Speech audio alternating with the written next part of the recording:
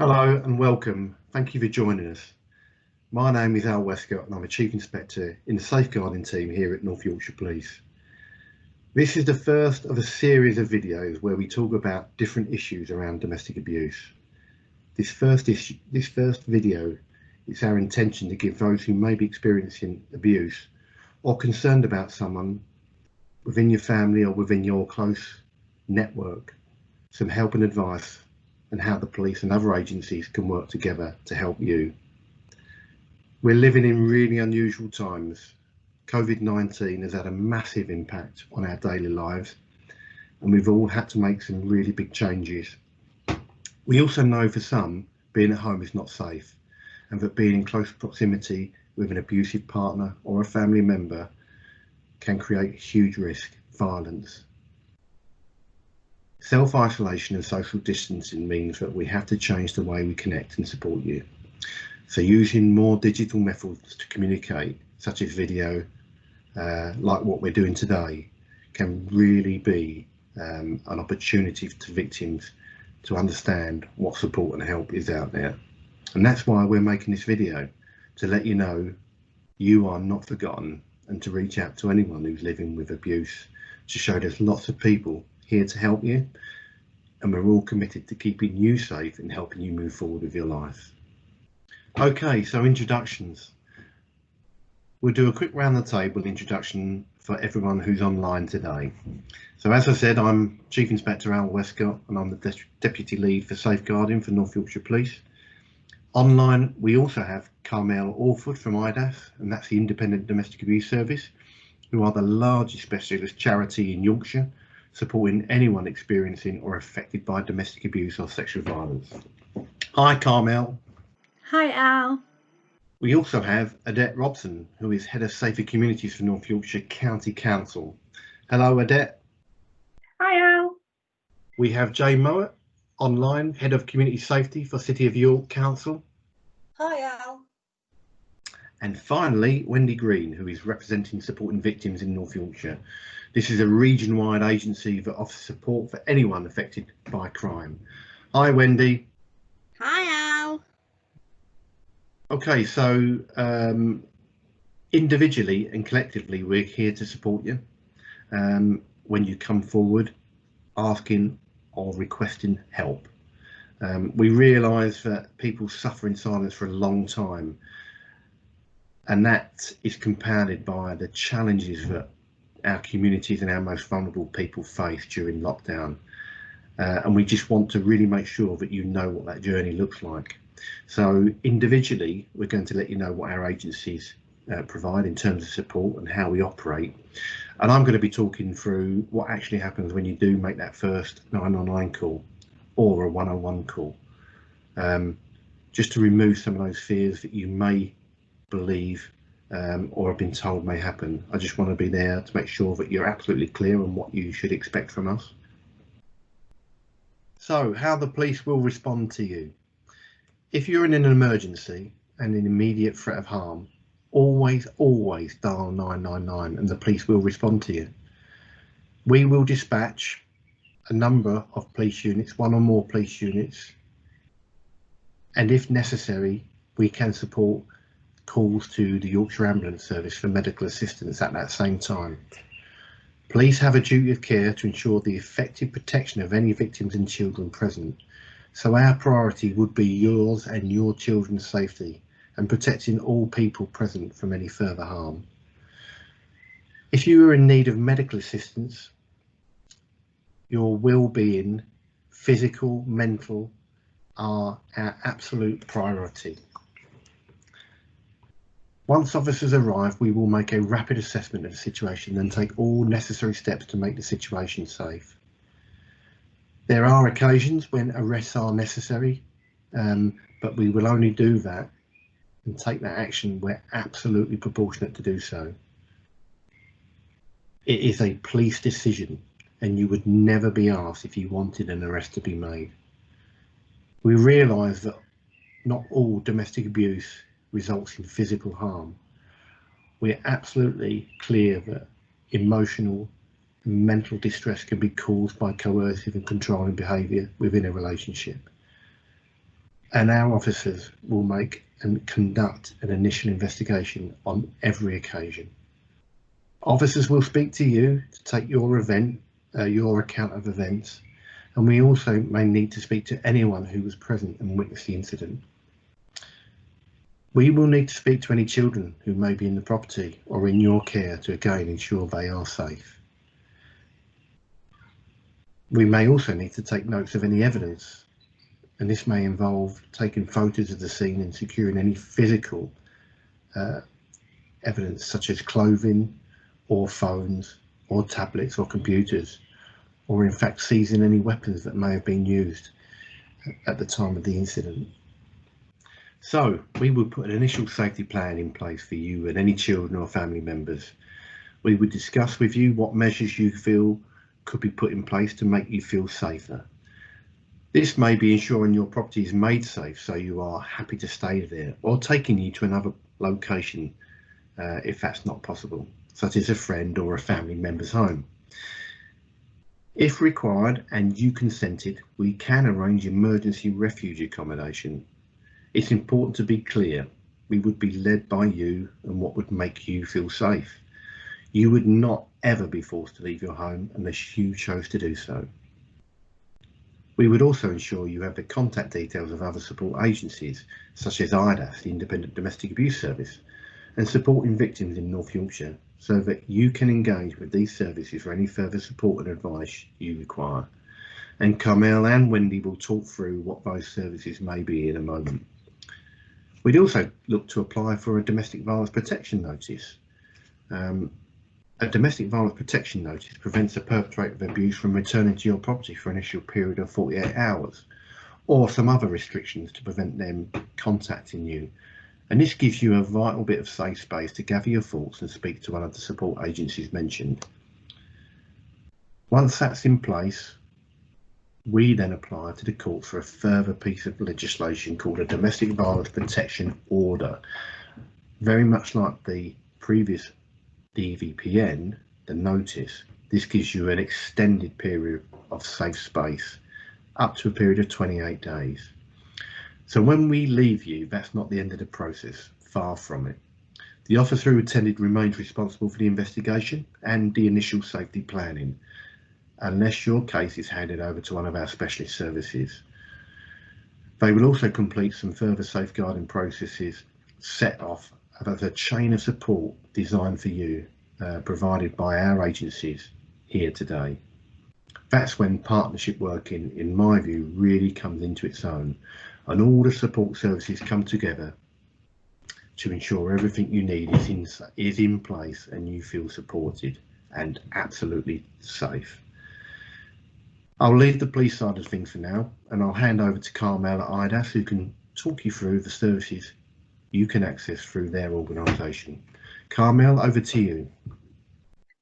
Hi Al, thank you for the introduction. Yeah, so my name is Carmel and I work for Independent Domestic Abuse Services.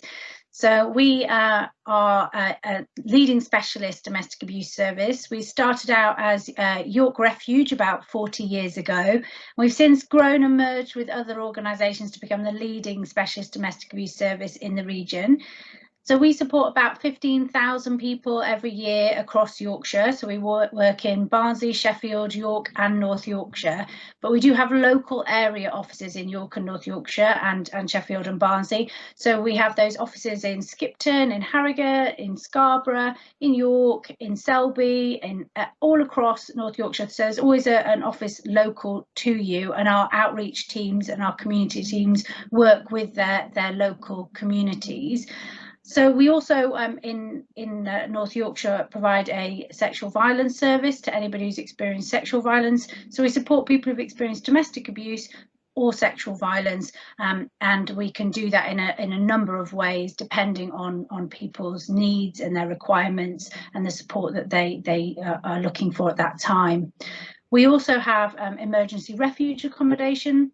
So we have a number of refuges across North Yorkshire, and we are also affiliated with the network of refuges across the country, so we can help people to flee safely to other areas if they need to, or we also have our refuges within the county. So we're Leading Lights accredited, which is a specialist accreditation for domestic abuse services, and we're also accredited by Women's Aid. So we have those accreditations that give you that level of understanding of the kind of standard of our services. So that's a little bit of background about what IDAS do. In terms of who we are, we're a charity, we're independent, so we are independent from any other organisation, but we do have very close working relationships with the police, with our partners in York and North Yorkshire, and we work really closely to make sure that people are safe and to make sure that they have access to holistic support services as well, so that they can be signposted to additional counselling services or anything else that they might need. So quite often people ask us what will support look like when they come to us, and essentially it's confidential. That's really important to say. So our support is confidential. We work with you to understand your support needs and to make sure that we are looking at risk and safety, trying to outline how you can improve safety for yourself if you're choosing to stay with an abusive relationship, and how also we can help you to leave a relationship if that's your choice. It's very person-centered, so it's really about listening to what somebody's needs are and trying to outline the options and make sure that they feel empowered in the choices they make going forward. So in terms of a typical client's journey, it might be that they come through the police, so there might have been an incident and they're referred to us by the police. It could be that they've been referred by their GP or a healthcare provider, or it could be that they've decided to pick up the phone and call our helpline or contact us on our live chat on our website. The first contact will really be just us listening to what that person's experiencing and discussing what the risks might be in that situation, and potentially outlining some other support agencies that could help, but really understanding what the concerns are for that person and thinking about what support might be appropriate going forward. If it's deemed that one-to-one support would be helpful, our outreach and community teams will get in touch to talk about how that would work. At the moment we're working quite differently because of the coronavirus situation, but we are offering support on the telephone, via video calling, and we're also supporting people via messaging services as well. And we really hope to be able to resume some face-to-face contact, you know, as the lockdown restrictions lift. But our clients are saying that the support they're receiving via these remote methods is working for them, which is really positive. So we'll look at any safeguarding concerns. We might make referrals if there are safeguarding concerns for children, or if somebody is at risk of serious injury or harm. But we would always be talking to people about that. So if we are going to share information about you, we'd be talking to you about that first to make sure that you knew what was happening and what was your journey going to be going forward. And it's really about outlining options, listening to what's happening for you, and trying to empower you with the choices so that you can decide what works for you, whether that be to flee to a refuge, whether it be to stay in the relationship and to manage it in certain ways, whether it be to to start a longer term plan of support, or it might be that you are feeling in a place where you can attend a group where you can get some peer support as well as some support from IDAS. So there's lots of different ways that we can support you, but the most important thing to say is it is non-judgmental. You know, it's really about listening to what people want. So they shouldn't be worried about calling us and, you know, them losing control of their decisions. It's really about what you need and what's going on for you, and us helping you to unpick that and make sense of how you can move forward. And so I've talked about, you know, what a typical journey looks like. And I suppose it's important to say that if you are worried for yourself or for a family member, then you can get support by calling our helplines. which I'm sure will be shown at the end. It's 03000 110 110. You can also look at our website, which has lots of information and guidance, you know, what to do if you're thinking about leaving, frequently asked questions, and that's at idas.org.uk. You can also access our live chat or our web chat on there between 3 to 6 p.m. Monday to Friday, and that's a great way to get some anonymous support from our trained and experienced workers, and they can just understand what's going on for you and help you to know what your next steps might be. You can also email us at info@idas.org.uk. So there's lots of different ways for you to get in touch with us and get that support. So really would just say, you know, if anybody is worried that they might be experiencing domestic abuse or worried for a friend, we would urge you to get in touch with us. Thanks, Carmel. And just to echo what Carmel said, while we work very closely in partnership with IDAS, if you do not want to involve the police, you can approach IDAS independently for advice and support. So I'll hand over to Adette and North Yorkshire County Council. Adette, perhaps you could just briefly cover how North Yorkshire County Council can provide that support. Thanks, Al. My name's Adette Robson, Head of Safer Communities for North Yorkshire County Council, and I'm just going to talk a little bit about the partnership arrangements that we have in North Yorkshire and York around domestic abuse. And those relationships are really, really key for partnership working to be effective. Partner agencies across York and North Yorkshire recognise the negative impact that domestic abuse has on families, children and communities, and are committed to providing effective and consistent support and interventions to meet the needs of those affected. From our presentation today, you'll have already heard from partners on the support and intervention available to you locally. We work with a range of commissioners and partners to ensure we have safe and consistent support across North Yorkshire and York. Commissioners being those that fund the services, so namely the Police, Fire and Crime Commissioner, North Yorkshire County Council and City of York Council. Our partners include district councils and housing leads, a range of health partners including GPs and hospital trusts, North Yorkshire Police, probation, the voluntary sector and other leads and partnerships leading on safeguarding and education. If you're affected by domestic abuse or worried about someone, please tell us your concerns, and at the end there'll be a number of contact details. Thank you. And Jane, would you like to add anything from the City of York Council perspective? Hi Al. So I'm Jane Mowat. I'm the Head of Community Safety for City of York Council. My role covers all aspects of looking after the community and dealing with crime and antisocial behaviour, as well as domestic abuse and other safeguarding issues. So what are my thoughts while we've been going through this pandemic? Well, we've been really, really busy in terms of working together with our partners, making sure that everything is running smoothly and that our services are all on track and still happening. And I think for members of the public, it's really quite scary at the moment because there's so much uncertainty out there. And the last thing that we want is for somebody to be struggling or needing support and not sure whether or not those services are actually open and up and running. So we've been meeting on a weekly basis, really, just to make sure that we have got the resources out there that we need for anybody that needs them, and that people know how to access those resources.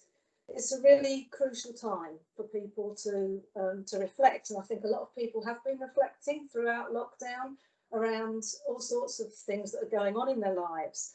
And it's really important that where those people need to reach out to get some support, that it is there. And I think in York and North Yorkshire, we are extremely lucky because the close working relationship that we have between the two main local authorities, North Yorkshire County Council and City of York, as well as all the districts and also the police, the Office of the Police and Crime Commissioner and the Commission services themselves, we all work very, very closely together. And we have been doing throughout the lockdown process, just to make sure that we're keeping an eye on what's happening, what communities are telling us, and what we need to put in place. So I think it's really, really crucial that we take the opportunity to have these conversations and to make sure that everybody knows that you can still access support. Social services are still there, the council is still open, and I've certainly seen a lot on social media myself where people have got the assumption that all council staff are furloughed.